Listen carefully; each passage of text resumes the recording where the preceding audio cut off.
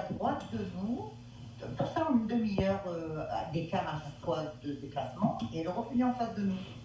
Et quand elle est revenue en face de nous, on s'est dit, bon ben là, du coup, c'est pas une étoile. Donc on a arrêté de discuter, on s'est vraiment focalisé sur cette fameuse étoile qui bougeait. On s'est dit, bon, c'est pas une étoile, ça bouge, ça fait des couleurs, c'était vraiment bizarre.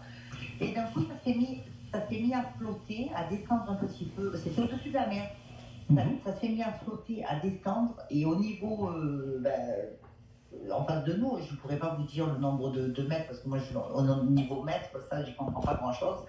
Mais bon, c'était quand même assez loin, mais on voyait bien. Et ça s'est mis à flotter, et au moment où ça s'est mis à flotter, toutes les deux, on a pointé comme ça de l'index cette fameuse étoile en disant, regarde, ça flotte. Et au moment où on a mis l'étoile, l'index comme ça, toutes les deux, ça nous est foncé dessus. On n'a rien compris. Du coup, ça nous est foncé dessus avec un bruit sourd, ça faisait une lumière blanche au niveau du pare-brise de la voiture, et on a aperçu un extraterrestre, la tête d'un extraterrestre. Je ne sais pas si vous avez peut-être la photo, je crois que je vous ai envoyé la photo.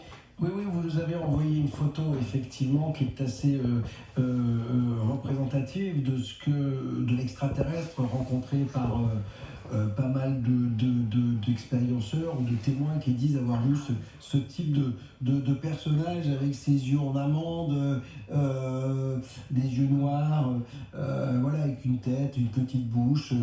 Voilà, ça me rappelle les extraterrestres, comment dire, dessinés par les élèves de l'école Ariel, voilà, qui est un gros cas ufologique. Il y avait plus de 60 élèves qui ont vu on en a parlé il y a 15 jours dans la